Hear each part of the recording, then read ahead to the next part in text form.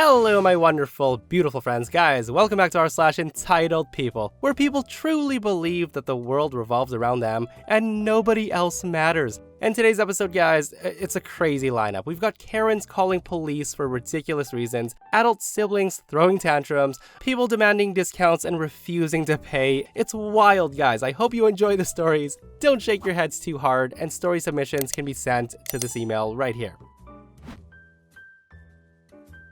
So I work at a locally owned Mexican restaurant. The owners are two of the most kind, compassionate, and selfless people that I've ever met.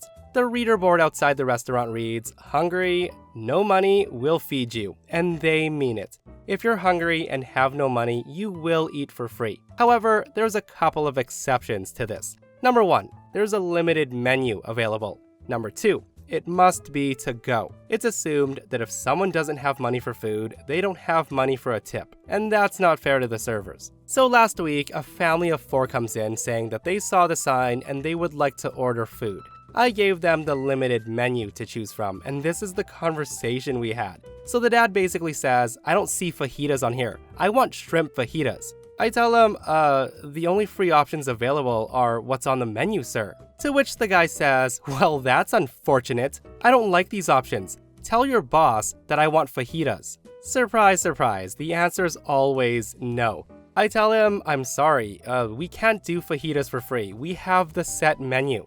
The guy then rolls his eyes, looks at the menu again and says, "You guys really need to expand the options on this menu. But I guess I'll take this, this, and that." So I ring the order in and I said I'd bring it to them when it's ready.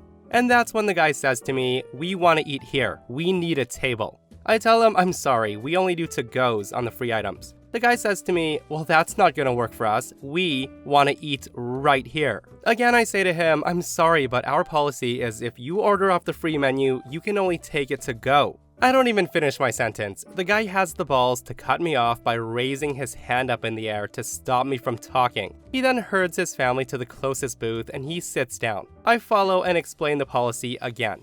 I tell him if they want to dine in, that's fine. I would cancel their free order and they can pay for the food. This got them out of the booth. The guy then demands to speak to the owner and I tell him he's not available. I give him a business card instead. The guy actually says, "Thanks for nothing," after I hand him about $50 worth of free food. And the idiot actually left us a 1-star review on Yelp. The nerve of some people astonishes me. Okay, first of all, I just want to say that the owners of this place are awesome people for feeding those less fortunate. Secondly, advertising free food, whether it be to draw in customers or to help the less fortunate, will almost always attract crazy people like this guy, taking advantage to the max. And the thing is, guys, I bet you that he could afford to pay. The guy probably saw the sign saying free food, and he thought, "Why yes, I would love some free food."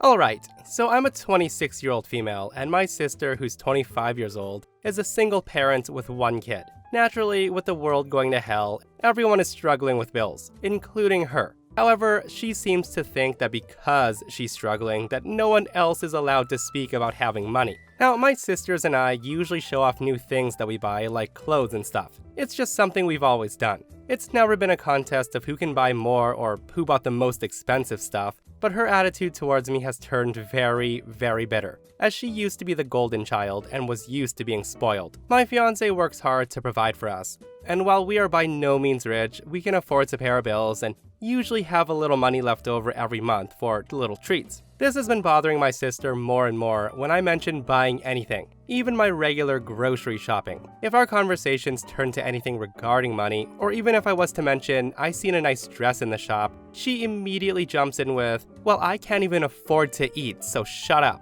She tries to make everyone feel bad for her. Now, I've lived in poverty for years, barely able to afford food for myself, while she was living at home, childless, and working. Now that our positions have changed, she's bitter and jealous. I have helped her out a few times. I bought her groceries, let her live rent-free in my house where she ran up the electric bill and she wouldn't pay, and stole my belongings. So I'm done with helping her. My fiancé has also put his foot down, and he says that I'm not to help her for the way she treats me.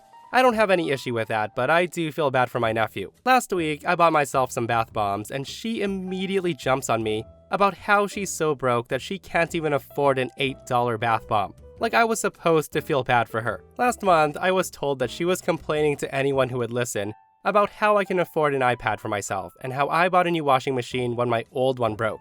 It feels like she's hinting at me to just give her the money instead of treating myself.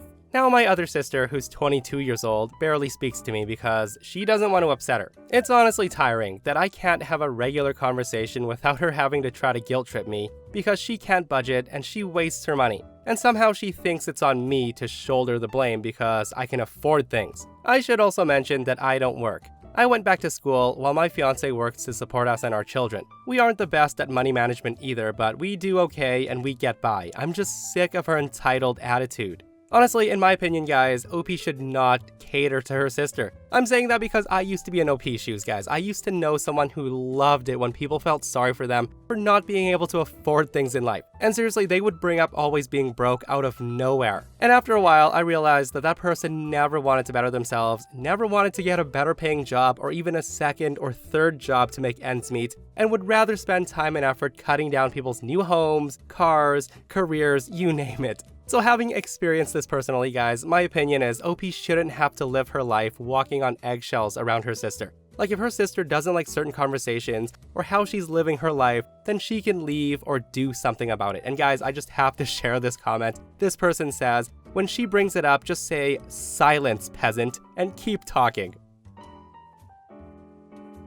So I work at a fishing shop in Poland, and I'll tell you guys, the absolute NPCs I meet are just amazing. So a few days ago, an older man comes in, at the same time that my usual customer comes in. So both men came in at the same time, and I told them both, "Good morning." I got an answer from the usual, but nothing from the old man. I paid no mind to it. My usual gets everything he needs and spends about $140, so I give him a discount since he only had $160 and still needed to buy some groceries. I sold the gear to him for $120 because he comes in every week and he spends about that much. The guy leaves happy, and the old dude suddenly starts grabbing a few things before coming back to the register.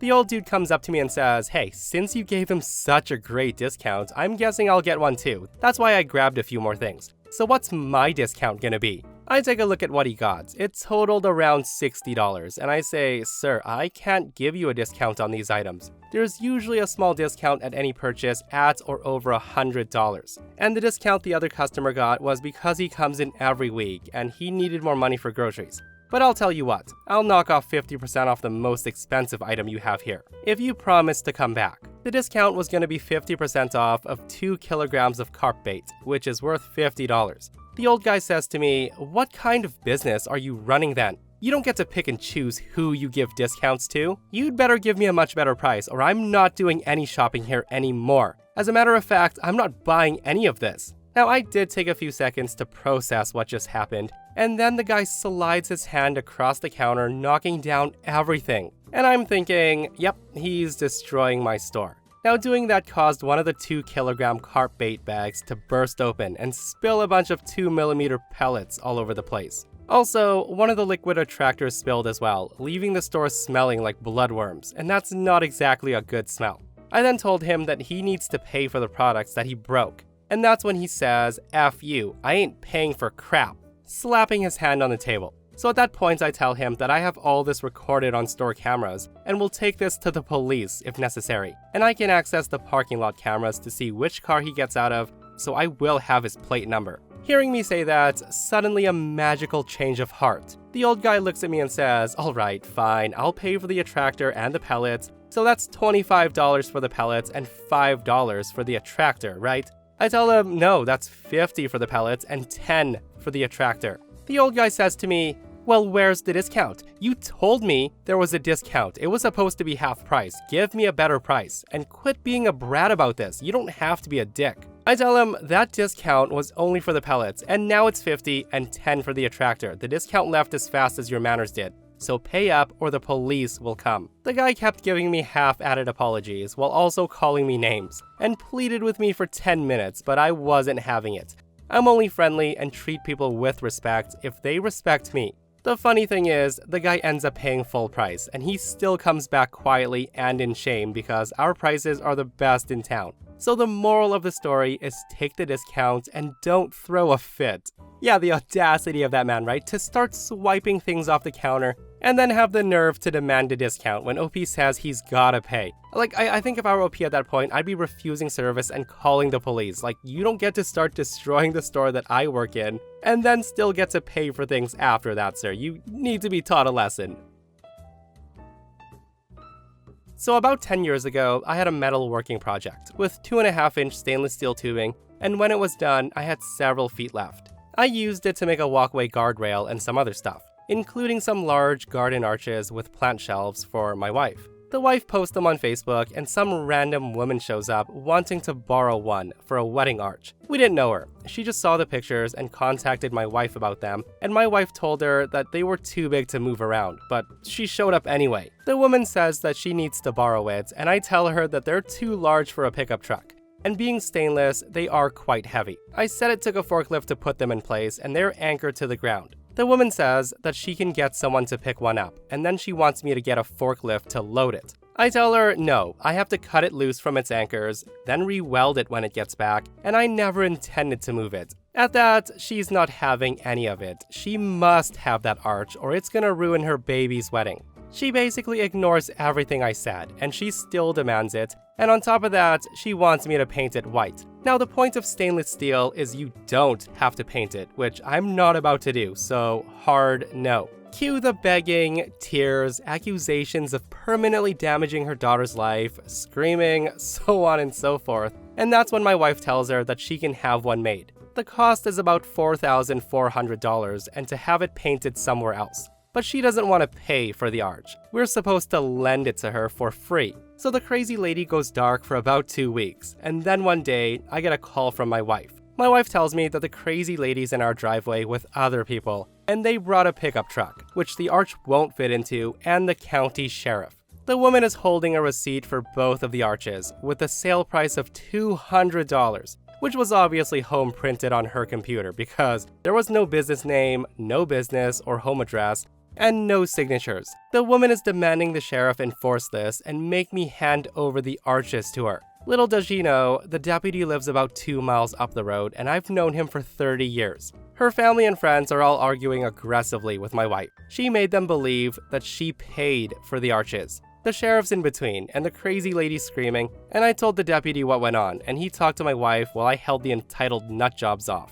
So the deputy finally kicks them off the property with the help of 2 more deputies. That's right, he had to call in for backup. Now I can't tell you how the wedding went, but it wasn't under my wife's arches. Nope, I'm not moving 4,000-pound stone blocks, tearing up my yard, cutting the arches loose, getting my forklift from my shop to my home and back again, and reversing the process to lend the arches to anyone. As a side note, she did give ideas to some friends. And there have been 2 sets of wedding pictures under the arches, but the arches stayed right where I put them, and no crazy momzillas were involved. Guys, once in a while, I'm shared a story that just leaves me baffled. Like, some people can't seem to take no for an answer, can they? Like, I can't believe that that woman had the audacity to fake a receipt saying she paid for those arches, told her friends and family that she was scammed, getting them to rally on OP's property, and also getting the sheriffs involved. Like, I'm speechless. A couple of years ago, my husband and I bought a house from the city council. We had seen it and we loved everything about it and the neighborhood. The inspection showed that apart from the central heating boiler, everything was in good order. We replaced the boiler, and we also renovated the bathroom and the stairs, and we placed in a new kitchen. Between then and now, we've invested a lot of money in our home. Amongst other things, we've placed solar panels, renovated the front and back garden, and renovated the downstairs toilet. Now, for reference, we've lived here for around 6 years now, and we have no intention on moving. Apart from the fact that we pumped in a lot of money into the house, we love the neighborhood, our neighbors, and the fact that we're close to family and friends. So the way the council sold the houses went as follows. So the house was up for sale for 6 weeks. If you were interested, you could schedule a visit with the real estate agent, and then place a bid if you wanted it. And after the 6 weeks, the city council will look at all the bids and see who offered the most. 2 weeks ago, I was home when a lady rings the doorbell. She introduced herself and told me that when the house came up for sale all those years ago, she and her husband were interested. They could see the potential, but their bid was rejected. The woman commented on how wonderful it looked now, and how beautiful the garden was, how wonderful the solar panels were, and such. I thanked her for all the compliments, and I waited for the reason why she rang the doorbell. She told me that since they had more money saved, she and her husband wanted to know if we were interested in selling them the house. I told her that we were not interested. She then starts whining and gave an offer, and I told her the same. I'm not interested at all. More whining ensued, and she makes a new offer. I kindly drew the line and said that she can offer all she wants, but we love living here and we want to enjoy our home with the family we've built in it. Then I told her I had things to do, wished her a good day, and closed the door. Now, I had barely turned around when she starts ringing the doorbell frantically. So I opened the door and asked her what she wanted to say. She told me this verbatim. She says, "You need to sell us this house. You've lived here for some years now, and my husband and children deserve a nice house like this. I gave you 2 offers that are very reasonable, and you need to take it. It's our turn now, so sell us the house. We need to live here." At that point, I told the woman that her offers were laughable. She gave us 2 offers, while we knew that we could still ask for double the price and get that still. I then reiterated that we were not interested and I would not sell the house, and I asked her to leave again and closed the door again. Like before, she starts ringing the doorbell like a mad woman. After trying to ignore it, I ripped open the front door and I shouted in her face for her to just get lost, that we're not interested, and even if we were, I wouldn't sell my house to her since she's acting like a spoiled brat. I tell her that I wouldn't want my neighbors to deal with her entitled attitude, and I told her that she doesn't even need to think about trying to get us to move, and to get the F away or I would call the police. This time I slammed the door to get the message across. The woman stayed, screaming at the door that we have to sell the house to her, and she walked around a bit before leaving. I did send a message to our street's group chat about her. People have said to keep an eye out for her, and my husband was stunned when I told him this because it's not a normal thing in our country to do. She's been seen once or twice, but hasn't caused problems for us or anyone else. All I can say, guys, is at least she knew to give up after that, because some people don't, right? And did anyone else laugh at the fact that that woman literally said, "It's my turn to live here"? Like OP's home is some sort of thing that you have to share with others. And I know OP says she didn't cause any more trouble, but if I were in OP's shoes, I'd definitely be setting up some security cameras if there weren't already some, because you never know.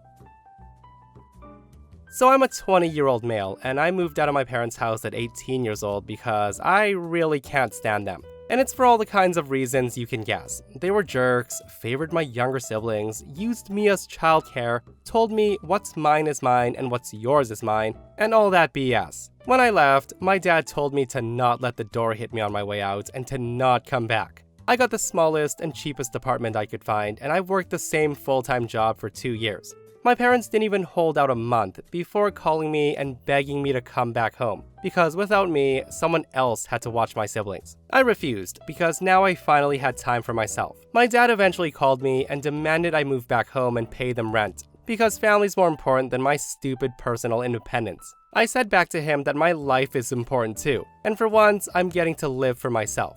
So my dad basically says, "We'll see how long you can last without us." And we didn't talk for months. I don't know what he was hoping for, but I managed well enough for myself. My family seemed to slowly accept that I wasn't gonna come crawling back. And over time, we actually seemed to mend things. I could tell that they were having a hard time dealing with the fact that things were on my terms, and not theirs. They begged me to watch my youngest siblings from time to time, even though the 2 that are closest to me in age are in their mid-teens now. But my parents don't want to put babysitting on them any more than they have to, which is hypocritical of them since they tried to put it on me as much as possible. And yes, I have called them out on that, and they responded with gaslighting and more months of silence yet again. And again, they were the ones to come crawling back to me for help. So not long ago, I bought myself a used Nintendo Switch, though I can only afford one game for it at the moment, which is Mario Kart. My mom came by on Saturday and she asked me to watch my 2 youngest siblings for a while. She basically pushed them in the door and she ran. I was stuck with these 2 rowdy kids all day in my tiny apartment. My mom didn't come back until after 9 p.m., and that's because I called her and made her come get the kids. I said that unless she wanted to pay me, I wasn't going to be watching my siblings all day anymore. And next time, I won't even open the door. I'll just call the cops if she leaves them outside. The next morning, I realized that I couldn't find my Switch anywhere, so I called my parents. And like I thought, one of my siblings took it. I told them I was coming over to get it right away. But my mom said it could wait because my youngest sibling was gaming on it. I said it was taken without my permission and I'll be coming to take it back. I then get on my bike and rode there as soon as possible, and when I arrived, my sibling was crying because the Switch's battery had died and they didn't have the charger. That's when my dad took it and said that I can have it back when I agree to start helping out with my siblings more. I told him if that's how he wanted to play, then I'd get the police involved, and no, I wasn't bluffing. My dad then dug his heels in and said that I didn't have the guts to do it, until I pulled my phone out and I started dialing, and my mom yells, "Wait," and took the switch back from my dad. My dad then calls her a traitor and demanded she return it to him instead of me, but she said it wasn't worth having police called on them. Before leaving, I told them if this ever happens again, I'd be calling the police first. And if they want to switch for my siblings so bad, they can get their own. My dad yelled that I can't disrespect him like that. And I countered that even though I'm an adult, he's never showed an ounce of respect to me, and I had enough. I then walked out with him yelling at me to come back and face him. Right now, it's back to silence from them. My mom did text me once begging me to watch my siblings, and I said if they wanted me to babysit so bad, she could pay me. I also told her that I'd only take the money in advance because I'm not doing it for free anymore, especially after they stole from me and tried to keep from returning my property. My parents don't own me. I'm an adult with my own place and my own life, and they can get used to it or get lost. It's been a week since that text convo, and none of them have talked to me yet again, which is fine. They can deal with their own messes. Yeah, so it seems like going no contact with those parents is the best way to go. And honestly, I feel like they used OP for babysitting a lot, and it definitely sounds like OP's parents made more kids than they want to deal with or pay for, and they're trying to dump their responsibilities on that poor 20-year-old guy. But that, my friends, is r/entitled people. Guys, I hope you enjoyed today's stories. I hope you didn't shake your heads too hard. And if you missed the last episode on the channel, I'll link it right here. It's an r/I don't work here lady, your favorite subreddit. And an entitled Karen refuses to leave the store and go home until the manager fires OP. And the thing is, OP's not even a frickin' employee. Guys, if you missed it, go check it out. And myself and Stevie Boy will see you guys in the next one. We love you.